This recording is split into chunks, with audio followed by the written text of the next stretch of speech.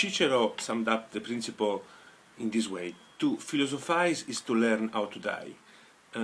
Do you agree with that, or? Well, I told you that what I think is the other way around. It's because we are aware of death that we philosophize. Because once you are aware that you are going to die, you immediately have a problem of the negation of death, which is immortality. And the next question which immediately emerges is the question, is there any bridge linking mortal life with immortality? And I think that the whole idea of culture, the whole activity of culture is to find the way of living with the knowledge of mortality.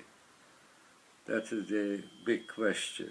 I think the culture is supplying all sorts of solutions to this admittedly insoluble problem. And I tried to construct a list of ways in which it's being done.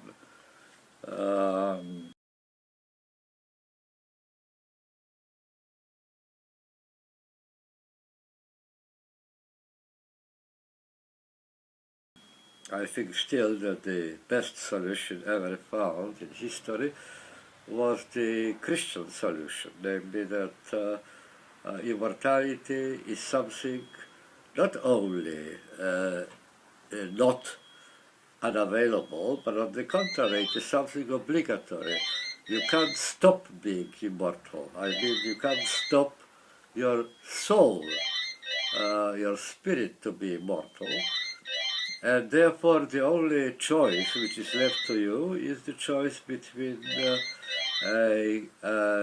endurable and pleasant immortality on the one hand, and the awful immortality on the other. It is between heaven and hell, as we call it. The important point, however, is that far from degrading the role of the bodily, fleshy, earthly, mortal life, on the contrary, the Christian solution elevates the earthly life to tremendous importance, because it is the only period, very short period, in which you can actually influence your immortality. You can earn life in heaven, immortal life in heaven, or you can earn perpetual existence in hell. Therefore, that's the only chance, because once you died, the soul cannot reverse the verdict. Whatever could be done has been already done, and there is no the court of appellation to which you can appeal and try to change the verdict, or the way in which you can compensate for what you have done during life.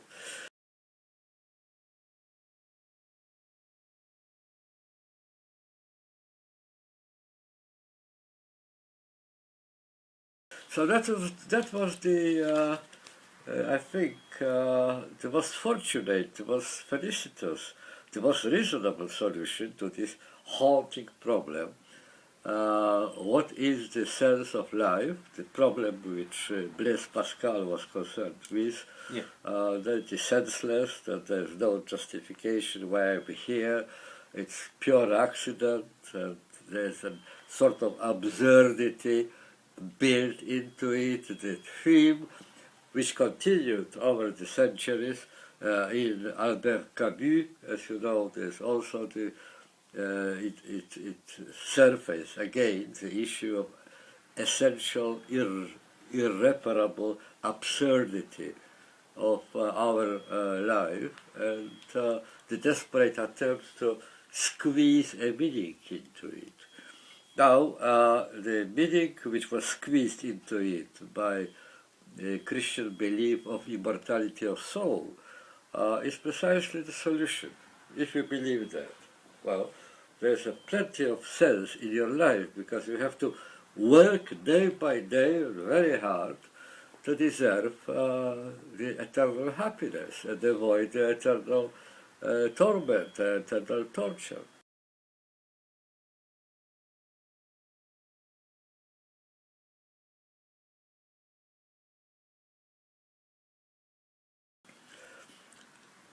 All other solutions are half successful. The secular solution, after the period of so-called secularization, I don't like this term because I don't believe that secularization actually happened, but after the modern decision to take the world under human management and put in the center of attention what can be done here on earth by human beings, and so on and so on. The question of linking mortality and immortality has been, however, unaffected by this decision, and it's still haunted, and it still haunts people today, one way or the other. The basic change in comparison with the inherited Christian solution was the idea that not everybody is condemned, is doomed or blessed with the inevitability of immortal life. Immortality is something we have to earn.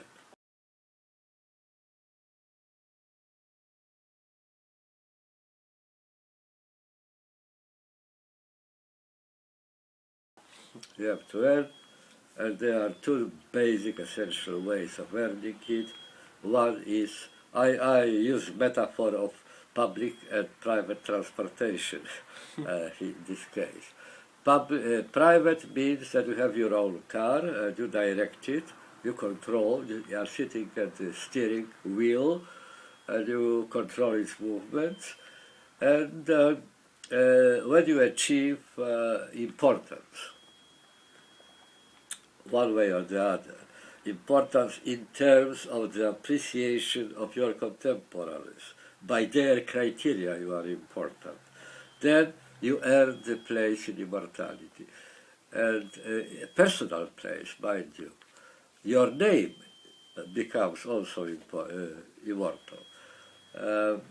First of all, this kind of immortality was earned by people on very high social position, like kings, generals, marshals, great legislators, great inventors. These people were, because of what they contributed to the next generation's life, they were immortally remembered. That's immortality in the public memory, through public memory. But later, other people joined the ranks, joined the kings and generals in this pantheon of immortal beings. People like poets, painters, big architects, big scientists, great scientists, recently also celebrities, footballers, the beautiful models, serial killers, and things like that. All these people, there are many ways, many additional roads through which you can drive your car, private car, to immortality.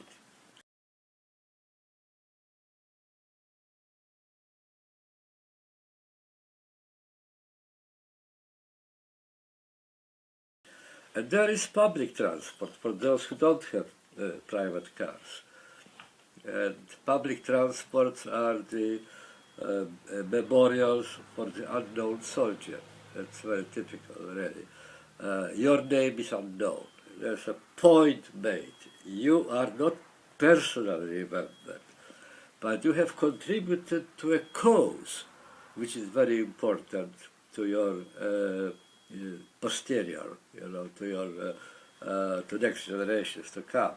For example, you liberated a nation from foreign occupation, or you promoted an idea, created, say, the foundations of democracy, like the writers of people who actually fought against the British occupation of America, won the independence and won also the essentials of the modern idea of democracy. Many people were killed in the process. We will never know their names, but nevertheless they deserve our collective gratitude, in a sense, for what they were doing. So you can dedicate your life to defense of your homeland, or you can dedicate your life to the victory of, say, a communist or a Nazi idea, and you are assured this impersonal, anonymous, but nevertheless immortality. So you have public transport and you have private transport. This was the, I would say, the solid modern solutions, because the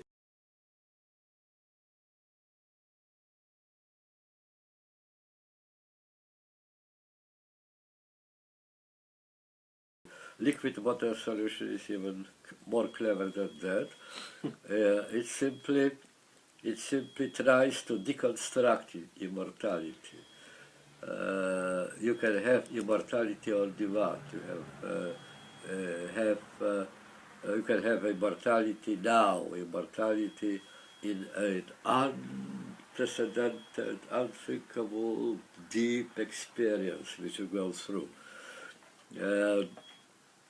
If you read carefully about that on Google or the internet, you will see that quite a number of travel agencies or dating agencies, whatever, cosmetic agencies, and others promise you the immortal experience. So you can actually experience immortality during your life. In which way? This immortal experience? Not waiting for death. Death has nothing to do with it. Death is just the last experience, the last immortal experience. But you are deconstructing and, in a sense, disenchanting the idea of immortality, because you have experienced it already by going to Seychelles, for example, for holiday. Or using a drug which no one else experienced before, and you are so happy and so careless, and you don't care about anything, and so on. This sort of experiences.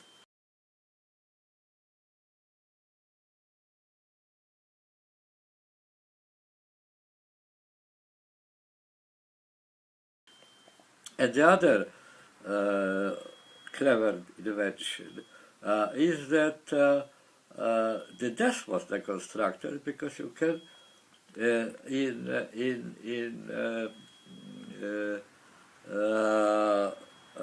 a sort of a substitute, you can experience death a number of times in your life. Well, that's connected with something I also wrote about, namely the new fragility of human bonds. Jacques Derrida wrote very touchingly about the fact that when a man dies, one world dies with him. Because each man carries his own or her own world inside, and when he disappears, this world cannot be recovered. It just vanished once and for all. It's final. Just like death is final, so the death of this world which he carried with him or with her is lost. But Vladimir Jankelevich, the French philosopher, pointed out that well, you will never experience your own death. As far as the death of them is concerned, it's pure statistics for you. When you read in the papers that there was an earthquake and 2,000 people died, well, it's statistics. It is not an experience of death. It is just knowledge that reconfirmation of the knowledge that people are mortal.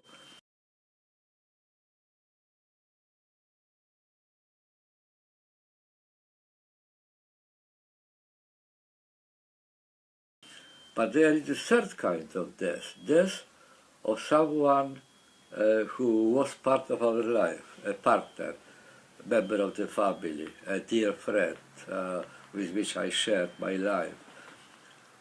Now, that is something which I really experience, not directly, indirectly, mind you, but nevertheless, with the same sort of finality, with the real experience of death would be like if it was possible, but it's not impossible. It's not possible.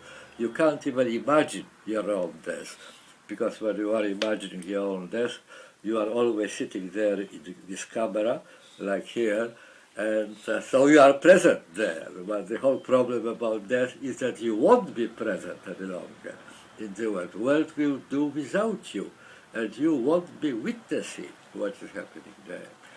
Now, when somebody very close to you, part of your life dies, Jankelevich would say, then really you experience something like that, In liquid modernity, this experience of which Jankelevich wrote is widespread, because people even who do not die on you physically, very often die on you socially, psychologically. The frailty of human bonds, I come to this again and again and again.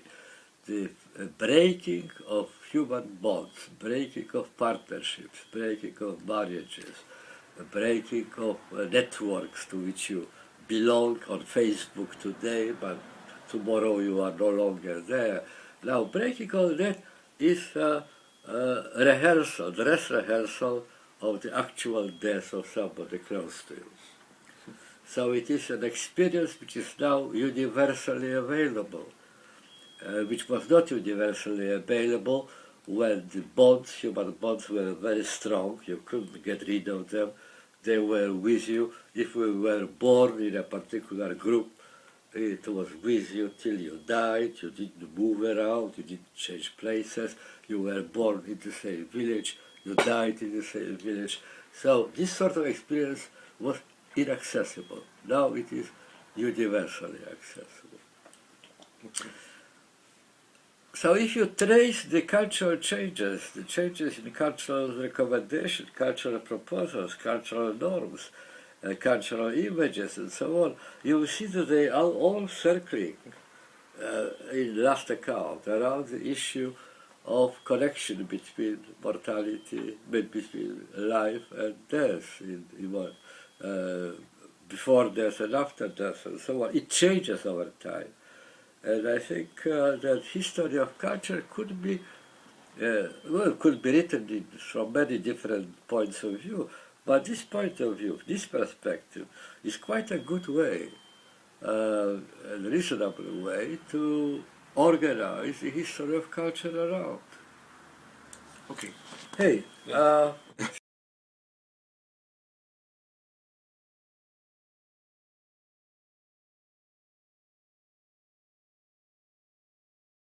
already ancient sophists were of this opinion, that they said, what do you worry about?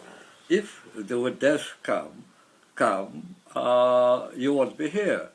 And if it doesn't come, well, if you are here, then death is not here, so you will never meet actually. There's no point in worrying about it. But this is also meditating, and the crux of the matter, the really clever thing, is to make you so busy that you have no time to think about death.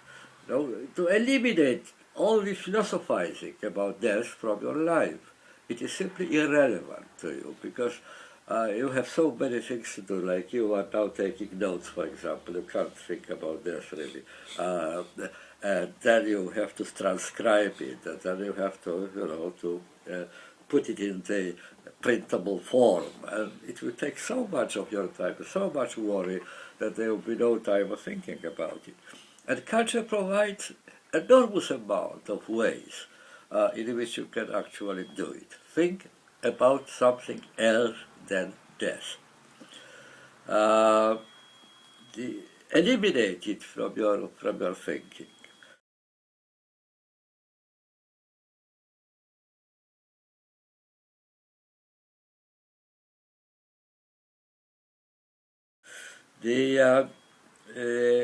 As you rightly mentioned before, the death is the idea of being mortal is offensive because the modern mentality indoctrinated us with the idea that to every problem there is a solution, and here is one problem to which there is no solution.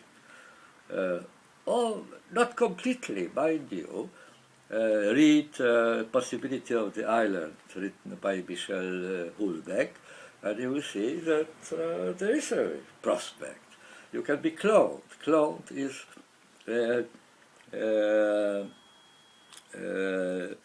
so to speak, immortality in effigy. You are immortal because not only you are bodily immortal, but also your memory and everything you learn from the previous clone, from which you have been cloned, recloned, so to speak, is transferred with you. So it's continuity. Possibility of an Island starts with Daniel the First and ends with Daniel 25th.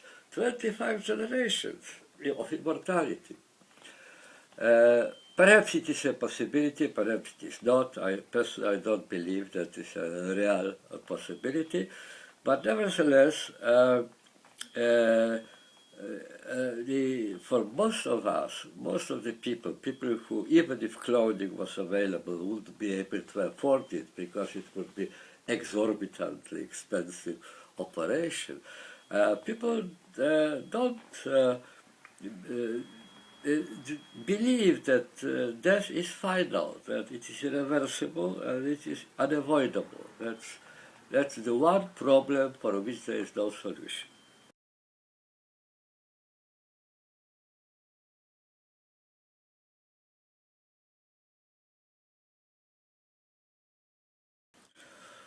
One of the culturally produced stratagems of dealing with this realization is to divide the problem of dying into infinite number of little problems of keeping fit, keeping healthy, fighting one disease, fighting another disease, and that already gives you so much challenge that you can hardly think about death as such. And even you can naively, subconsciously suppose that if there is 1,000 causes of death, and if you eliminate one and then another, there will be only 999, 998, and if you go on and on, then finally you dispose completely of the problem. That's what you call the deconstruction. That's what you call the deconstruction of mortality. Deconstruction of, yeah. So I think deconstruction of death, that's one thing, and deconstruction of immortality by giving you the chance of having the experience of immortal bliss over and over and over again. Each time you go for the annual holiday, you have a taste of immortality. It's all very clever, and it works. It works. The proof that it works is that we are already in 21st century. So we lived with the knowledge of mortality now for 500 million years already, and still we are alive.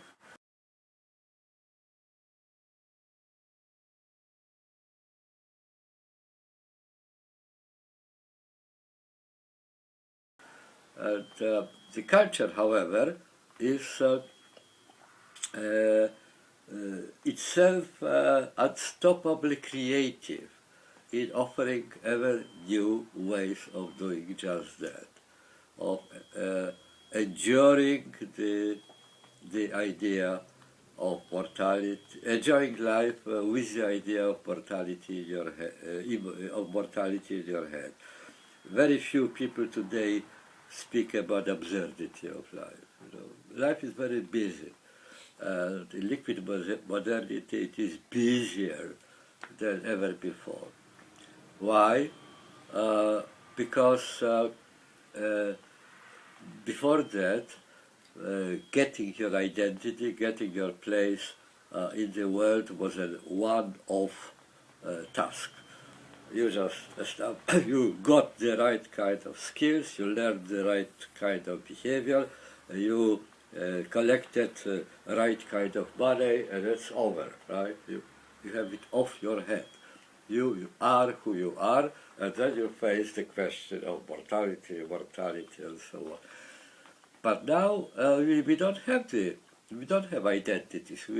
We are in a constant process of identification and re-identification. So it is whole life job which never finishes.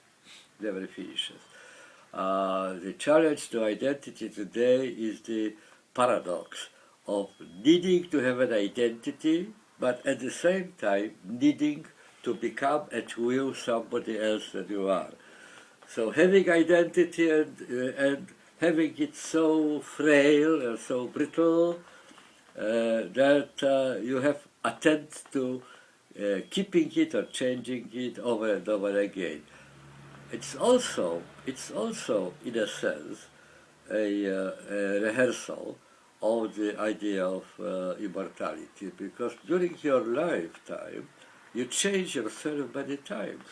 You move from one surroundings to another, from one milieu to another, from one profession to another, from one partnership, one family to another, and so on, so on. So you reinvent yourself constantly. And it is very easy to overlook that there will be one point where the reinventing will have to stop, because there will be no further chance of doing it.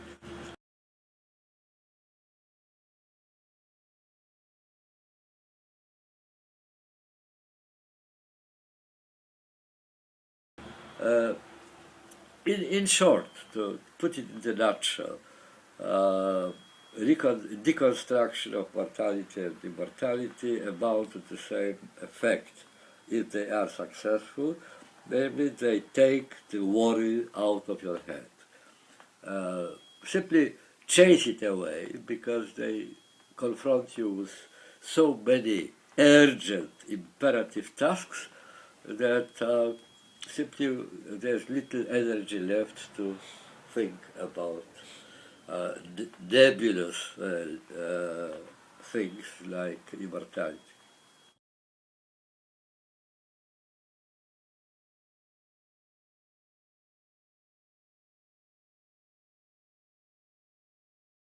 I think that every cultural solution has its advantages and its disadvantages. There are always new chances open and new threats appearing. One of the way in which this successful work of culture on eliminating the fear of death from our mind, or rather covering up the fear of death, has also a very unprepossessing and rather dangerous consequences. The other aspect of liquid modernity, as you know, is that we are not any longer inclined to think in long terms.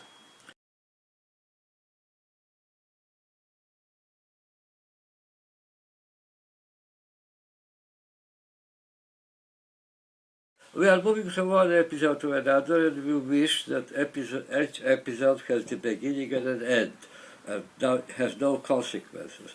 The big danger which is in our contemporary liquid modern culture is that we are oblivious to consequences. And it has well, not only circumscribed consequences like our relationship to the other,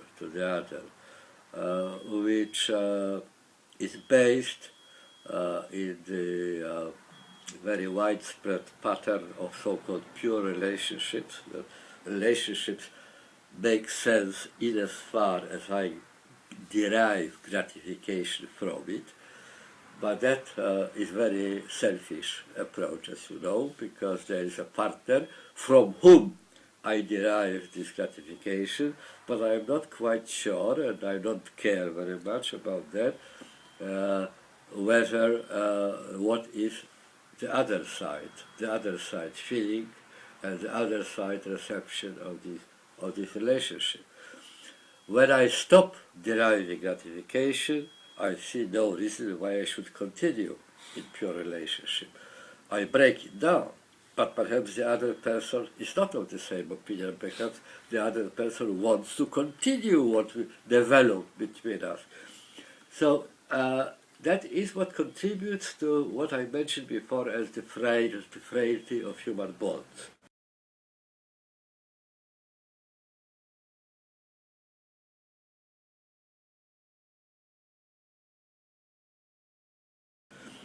But there are worse consequences of this cultural change, yes, of this collapse of our concern with eternal values, so to speak.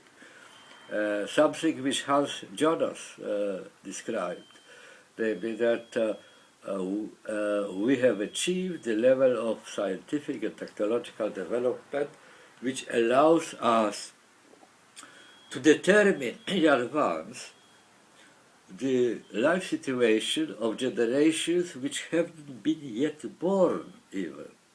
We already put constraints on their range of choices because we consume resources of the earth, because we create fait accompli, which they will have to take as reality of the world and would be able to do very little about, and so on. And we don't really take that into account. A very conspicuous example of that, and the worst consequence of this current cultural solution to the problem of immortality is making immortality of human race, of human species, less and less probable. That's a paradox. Yeah.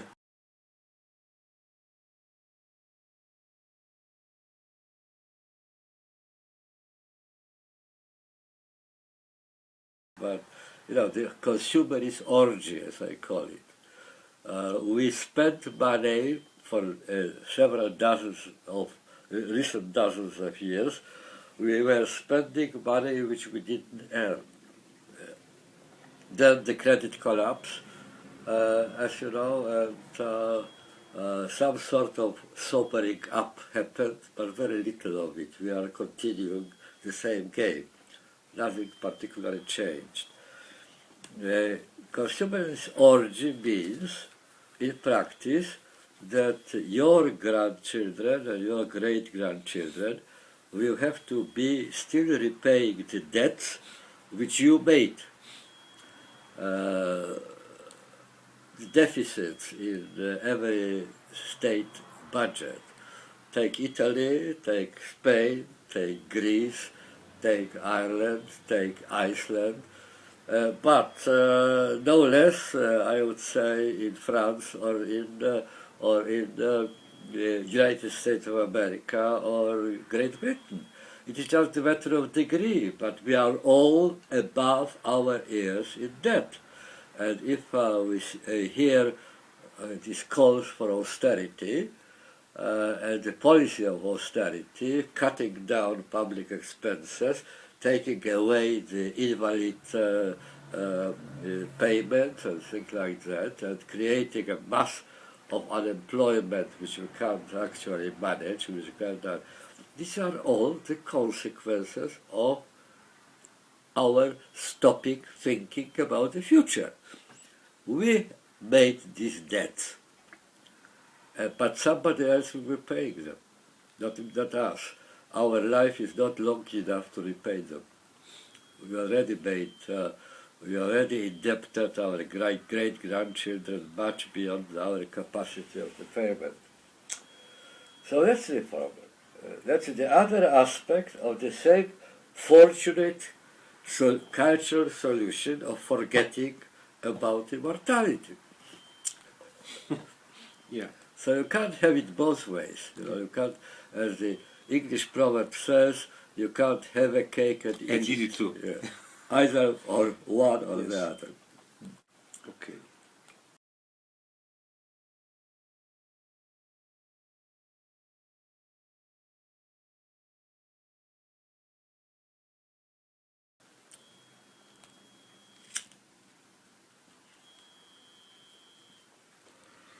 Um,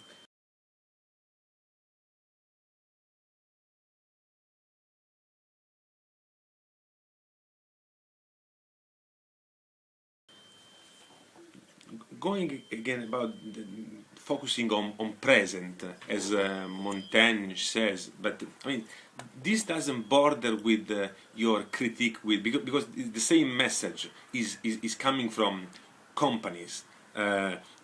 Life is now, as a commercial used to say, a commercial by Vodafone. I mean, they tend to stress the present moment. I mean, all manufacturers want you to not to think about tomorrow, but think about today. I mean, in one way, is a philosophical way to put it. I mean, focus on the present time, enjoy it. Also, Montaigne used to say that. But then this equals to the request from companies. How do these messages coexist? Oh, look, but you speak about Montaigne, but Montaigne was one of a very long line of Stoical philosophers. It's one kind of philosophy. It was always elitist philosophy. It couldn't be otherwise. It is not good for ordinary people, really. If you happen to be a philosopher, good luck. It's your gain, right? I wish you all the luck imaginable. But it is not something which can resolve for humanity as a whole this issue of mortality. It's, if you really find tremendous pleasure in philosophizing, oh, I like philosophizing, and for me, for myself, it is quite a good way of forgetting about such trifles like the fact that I am already 87, and therefore I am likely to die very quickly, very soon. But you know, I can take Seneca to read, I can take Montaigne to read, and I find there consolation, joy, and during my reading, I forget about such trifle problems. But it's not solution for everybody, really. And therefore, as a sociologist, I'm not a philosopher, I'm a sociologist. I enjoy philosophy, but I'm a sociologist, and I'm concerned with diagnosis of the so-called real life of real people, and that therefore I write when I'm considering the chances, the possibilities, the possible ways of dealing with the issue of mortality or immortality. I am not speaking about philosophers of Stoics, because that's only for very few chosen people. But I'm speaking about deconstruction of death, deconstruction of immortality, public and private transports to eternity and things like that. Because this, in my view, is how culture supports the possibility of life of human species, not just the selected group of philosophers, but human species in general.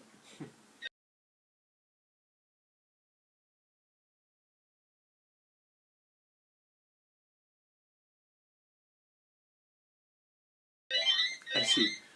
Getting even more personal, since you touched this, I mean, in your daily life, what are the tricks you are applying to cheat the idea of death, of mortality? Myself? You've already quoted it. I mean, reading, but Yeah.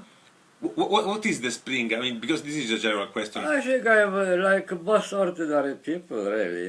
I am too busy to be worried. You know, I keep myself busy. Uh, I think that the dramatic moment comes when you wake up and have nothing to do, and you are just thinking, how would I feel another day, another 24 hours? How to live through it? Now, it never happened to me, mind you. It's always the other way around. I'm waking up at 4 or 5 o'clock in the morning and worrying that so many things should be done today. I have so many unfulfilled obligations and, kept on the side burner tasks and things like that. So I can't really give you a good answer to your question. I think everybody has uh, his or her own way of experiencing and dealing with what has been experienced. That's how it is. That's because I am just investigating, among other things, also the way in which ordinary people deal with the question of mortality and immortality. I don't have time to deal myself with this question.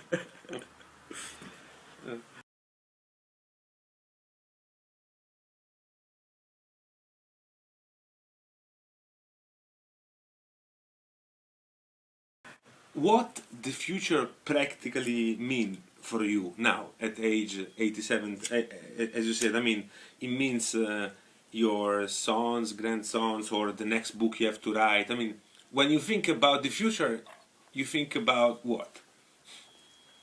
uh, I belong to people who are very cautious about thinking about the future. On every occasion, when I'm asked about the future, I'm answering, uh, look, I spent my life doing sociology, but I never learned the skills of prophesizing. And sociology has very little to offer in this respect. Sociologists, as you know, can very well describe what's going on. They can explain everything, providing this everything already happened. But it doesn't mean that they can predict the future. I don't have any skills, any prophet skills, really. And I normally quote in this connection my late friend, great friend, Leszek Kołakowski, I wonder whether you know his name, who said that predicting the future, futurology, so-called, is the greatest lie of intellectual life. Because, why it is lie?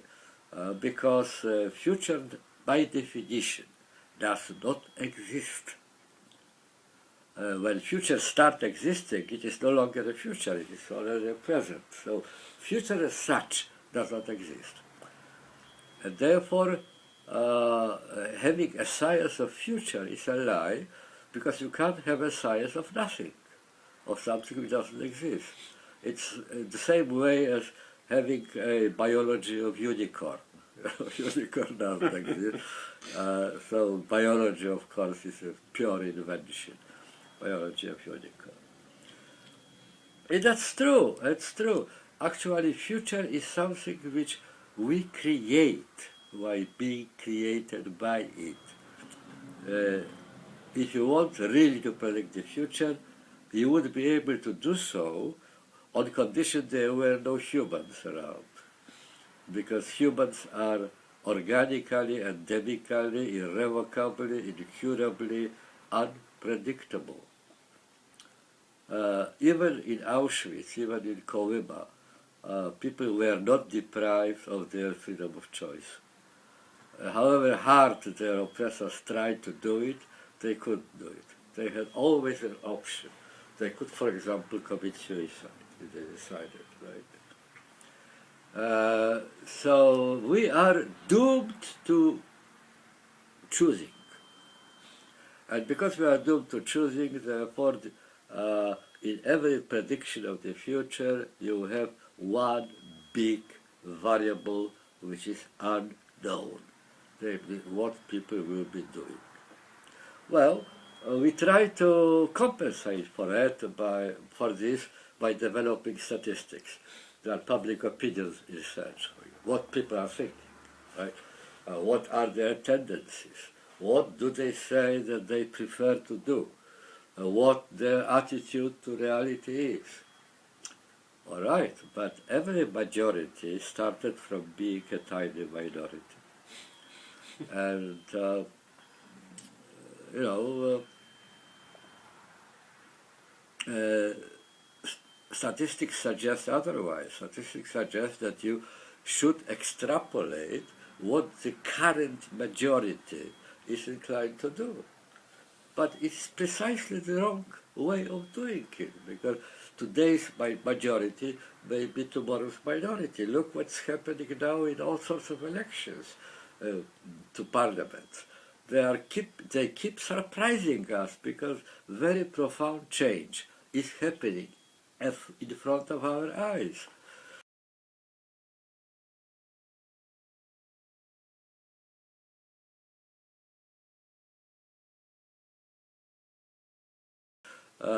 Yeah, but in fact, I didn't want you to prophesize about someone else's future or the future in general.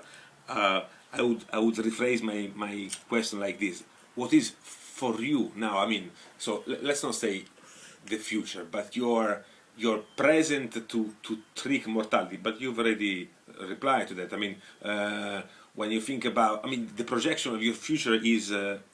In your daughter, in your great sons, or the future for you is the book you write. I mean, your legacy in a way, apart from all of your books. I mean, Well, you see, my daughters are very important to me, but I have the impression that however I could influence their life, I've already done, knowingly or unknowingly, simply by them being born as my daughters and I being in charge of their upbringing, in a sense. So I install, willingly or unwillingly, knowingly or unknowingly, I already installed certain character in them.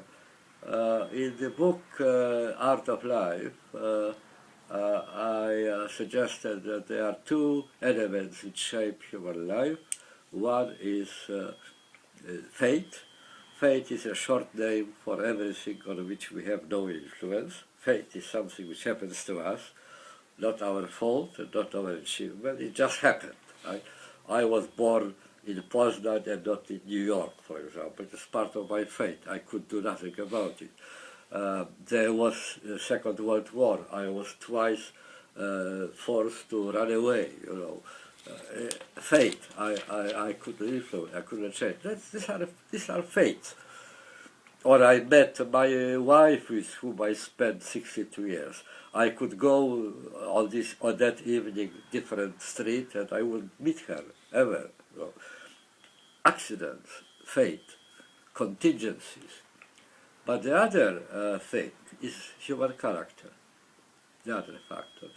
And the relationship between them is like that.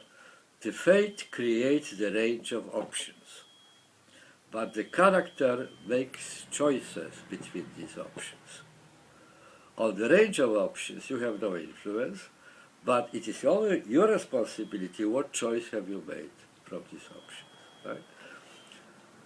So I think I had some influence on, knowingly or unknowingly, I repeat once again, it's not the question of principles which I spoke about and tried to insinuate into their minds. It was just the environment, the situation, the family, the invisible symptoms, signs of love, hatred, being truthful, being untruthful, this sort of thing, which created their character. But their character is already created. So no tasks are remaining in this respect. They are just part of my present. I have no impact on what's happening later.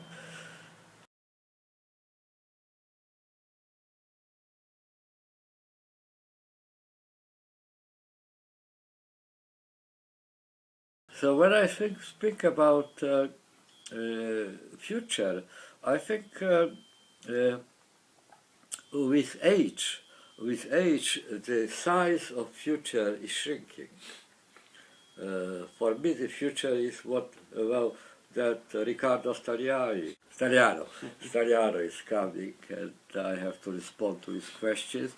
And in the afternoon, Korean people are coming and will be filming some other questions and answers. This is future. And I have a plan for May, for June, where I go to lecture, who is coming to visit me, this sort of thing. I don't go beyond that, really.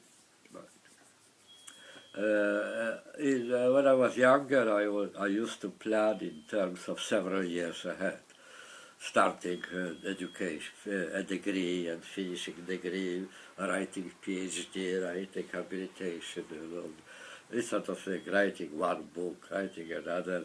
It was a long-term project for several years. I don't have it as long. It would be stupid of me to have them. I don't have much time left.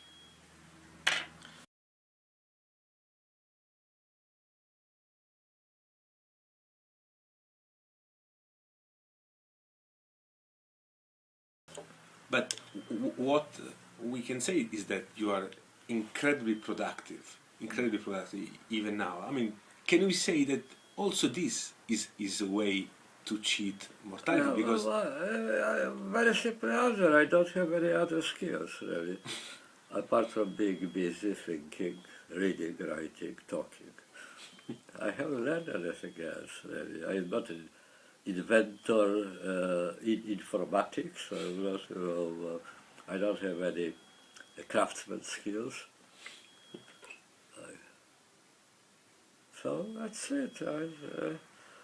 The range of options when you are 87 is very small. Horizons are much wider when you are younger, but it shrinks. I don't complain about it. I enjoy the kind of life which I have at the moment.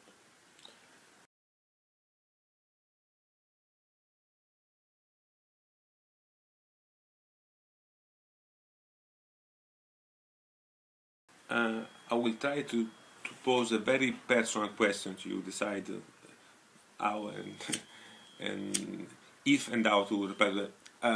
Since you quoted before that there are some loss that you experience. I mean, we do not experience that by definition, but we tend to experience by proxy in a way. You have lost your wife, with whom you spent a lot of time together. How do you survive to a loss like that? Oh, it's a very private experience. I don't want to share it, really.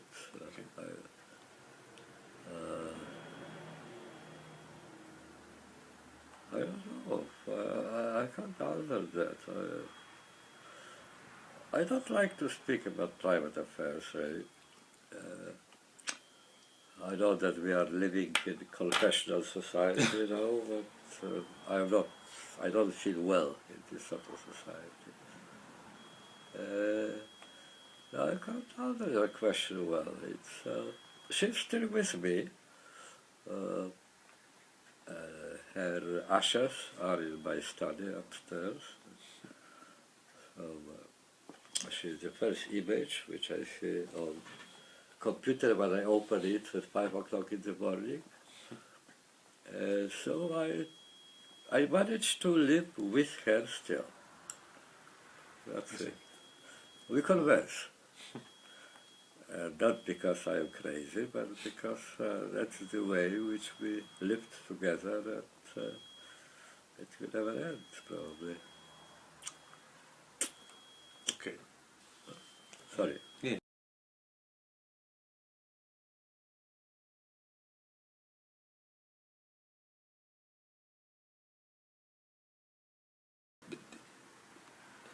at the very end, the idea of death is a sociological theme or only a personal and religious one? Very sociological. The idea of death.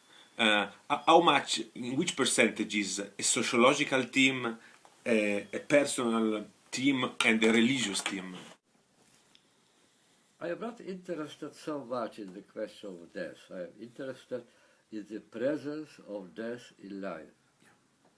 That's my real topic. I want to know what sort of impact has the knowledge of death on our life. I am not expert of speaking about what's happening after death. I don't know. And I don't believe people who say that they do know.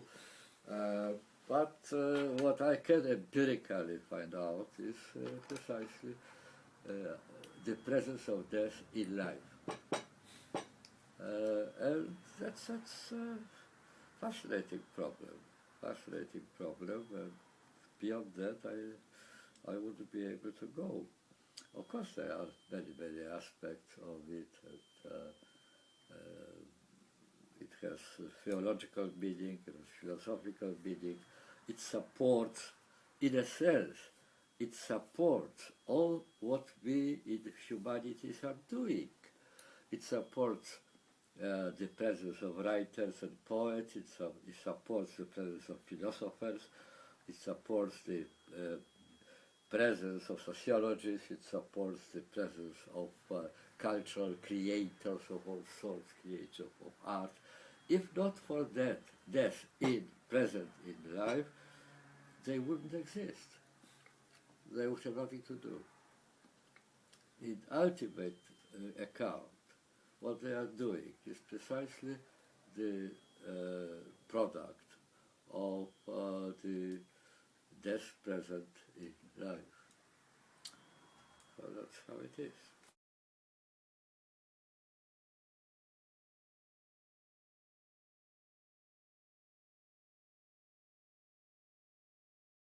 In the art of life, you talk about life as a piece of art, okay? Yes. And as a piece of art, and you write, yes. We have to try the impossible. We have to dare the impossible. I don't know if you are aware, probably you are, but Steve Jobs, okay, the founder of the Apple, in a very well-known now speech at the Stanford University, say don't settle to these young kids, never settle. From one side is a very smart advice to give, but then you risk to never be satisfied if you never settle. Where would you put the border in order to have a happy life, a fulfilling life? Where would you put the border between settling and being satisfied of what you have? I don't have any recipes, I don't have any recommendations. I tried in my long life to invent the models of perfect society. They didn't work very well, so I am very cautious. I think that what I can do is actually to show to my readers, and I have very many readers very young. It's amazing, but I actually am very pleased with that, because it shows that I haven't lost touch, haven't lost contact with people who were born much later than I did. What I can do, I try to show them the world in which they live. So things which they might have overlooked. Busy as they are in doing their daily jobs, they might have overlooked the hidden springs, conditions, constraints, and so on, which are there. But as I said before, the world outside is a fate. Now, the life is a product of fate plus your responsibilities and choices. And this other thing, or responsibilities and choices, is left to them. And, Steve Jobs' book recommends something else, but not everybody can be Steve Jobs. Not everybody can be Mark Zuckerberg, who invented Facebook. Well, it's not something I would write down and as a scientific finding, but my impression is that for every human being there is a word which was made especially for him or for her, perfectly fitting his character, his expectations and so on. And the only trouble is that most people, most of us, look for this word in the wrong place. That is a tragedy. If you say that no human individual life is perfectly happy, it is precisely because this world is still waiting, but the person is looking elsewhere.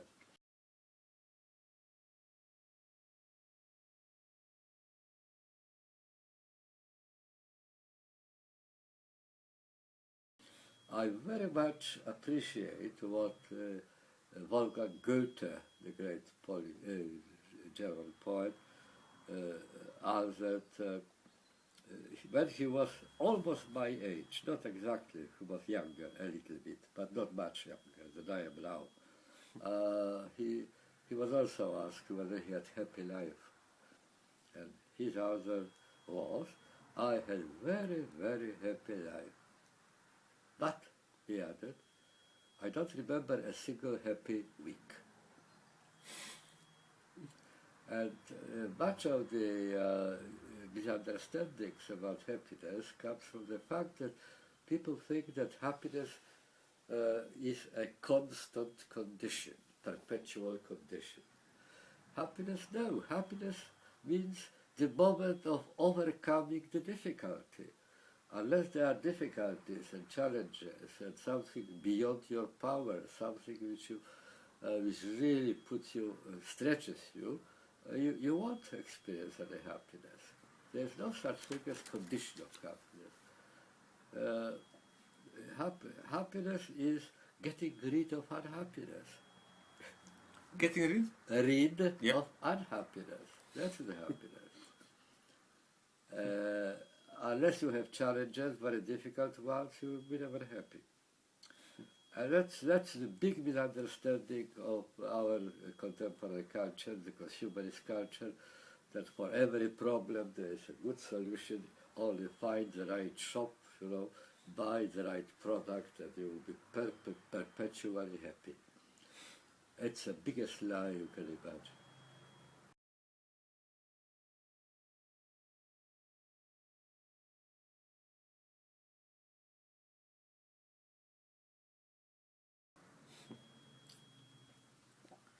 And you're perfectly aware that also everywhere, but in Italy especially, in the last few weeks and months, I would say, because of the economic crisis, there has been a huge number of suicides. Okay? Suicides. People who committed suicides because of they didn't manage to pay taxes, stuff like It's that. not just the suicide, it is that depression becomes the most common disease of the moment.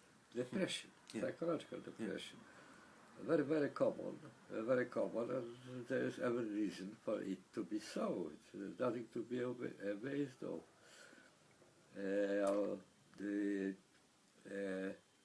What we are haunted by is the state of uncertainty, constant uncertainty. Even the things which seems to us very well founded, very strong, very firm, very persisting, reliable, because of that predictable, proved to be, non-existing. People were buying houses for their family to be, then suddenly houses disappeared because they couldn't pay the mortgage and things like that. The safe jobs which they thought they will enjoy till they retired suddenly disappeared.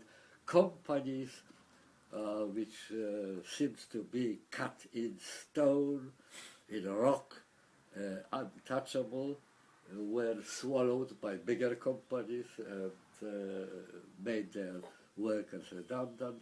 So everything is trembling. We are living in uncertainty, and I would say even that uncertainty today is our only certainty. We have no other certainties apart from the fact that we will stay uncertain for the rest of our time. And if you take uncertainty and start to analyze it, what it consists of, you will see that uncertainty consists of two things, above all. One is the feeling of ignorance, the other is feeling of impotence. Ignorance means I can't predict the future, I don't know what's going to happen, I am just buffeted by tides, by waves, I have to swim as long as I can on the surface, right? And impotence is very closely connected to ignorance. Impotence, that means that even if I knew exactly what's going to happen, I would be still unable to prevent it. That's feeling of impotence. Now, if you add together ignorance and impotence, what you get? You get the personal humiliation. Humiliation.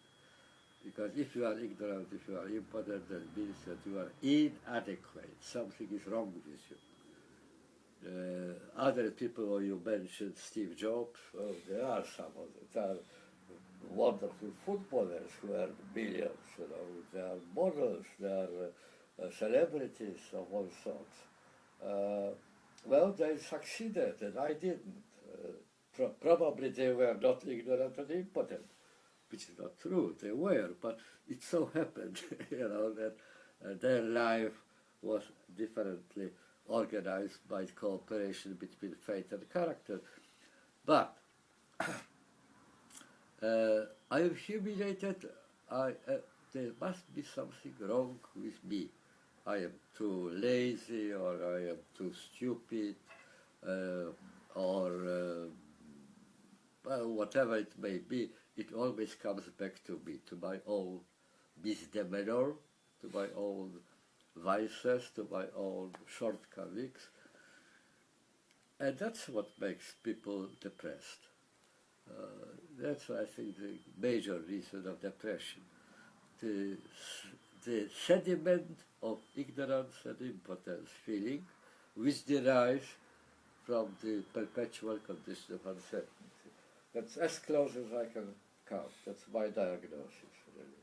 I am not a medical expert, I am not a psychiatrist, but I am a sociologist. Sociologically, that is the explanation.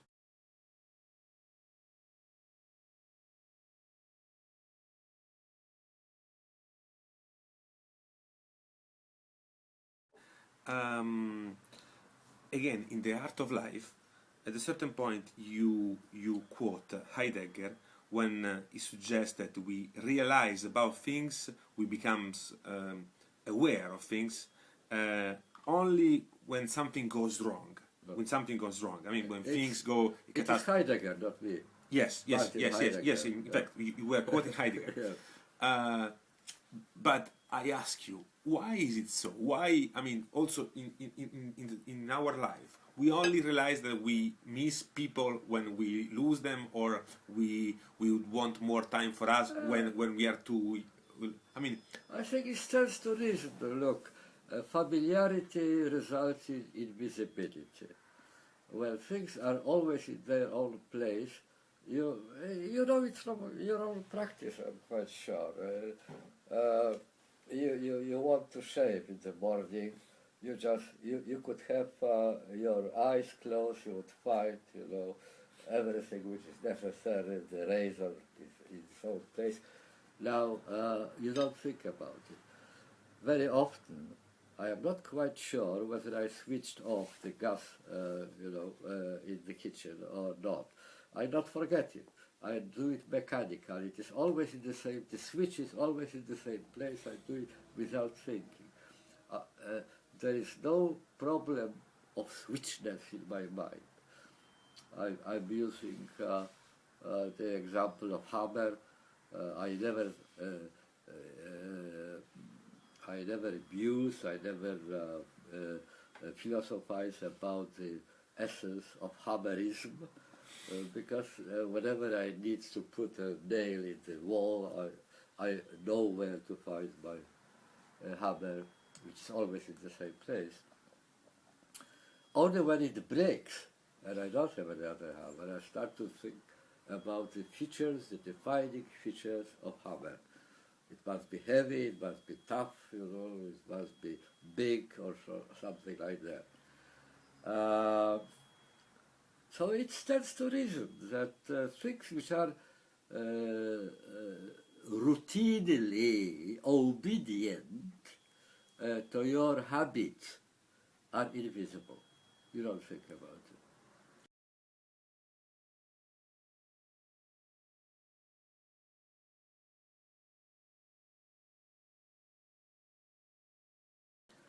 That's, by the way, which destroys quite a number of good marriages. People are becoming too familiar with each other. They stop surprising each other, so they stop noticing each other because of that. They are too routine, too normal, too predictable to be noted. And therefore some little crisis in a marriage in the end is very helpful, because again it suddenly draws the other person from the oblivion, shows that there is a person with its demands, with its faults, with its uniqueness, and then you try, only then you try to do something about it. Otherwise you just pass by and do not notice what's happening.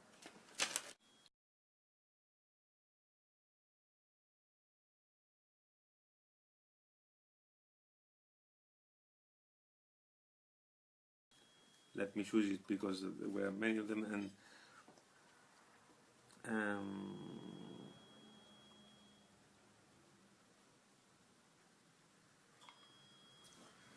I will ask you a general advice, but that's the main point of our conversation. I mean, knowing that the presence of that is always here with us. Okay, what should we focus every day when we get up? Well, what we should focus every day when we get up? I mean, not to think about this and to overcome this presence. I mean, what's the reason? What's a trick that you could suggest to average people to cheat the idea of that? I mean, and that brings. Oh, it's being done by culture. I don't need to contribute anything to it. The liquid modern life is so full of surprises, so full of novelties. We are living in a culture of cult of novelty, really. You probably exchange it's iPod? iPhone. iPhone. Yeah. Well, you probably bought it a few months ago, and I can bet that in a few months you will throw it away and replace it with another, because there will be another with one more gadget, with this one outdated already, doesn't possess. So in this rhythm, it is culture which is doing that we have no time about thinking of this. And you are probably attached to this iPhone at the moment, but it won't stop you from throwing it away to the dustbin when the new one is bought. This is the logic of contemporary life, and I think it's a very clever solution to chasing away the fear of death from daily agenda. You have so many items in this agenda that there is no room left for it. But the side effect of it, I repeat, because it's very close to my heart, is that we are stopping thinking not only about death, but about eternal life. We are stopping to think about long-term values, the future, and the future generations, and so on. That's the sentiment of it. That's the price which we pay for getting rid of the thought of death. Okay. Oh, I would really appreciate if you stop asking. Okay. Okay. Thank you very much.